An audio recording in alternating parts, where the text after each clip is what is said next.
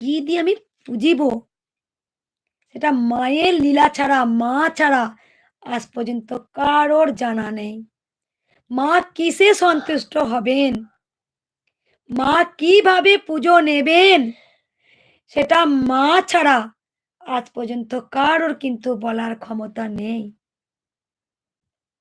তাই আমরা কিন্তু জানি না। মায়ের লীলা বোঝা দেয়। একমাত্র বুঝেছেন মা আর মায়ের পরম সন্তানরা বুঝেছেন। তাই মাকে কি দিয়ে পুজো করা যাবে? মা কিসে সন্তুষ্ট হবেন? সেটা একমাত্র গোবিন্দই জানেন। কারণ গোবিন্দর লীলা বোঝা দেয়।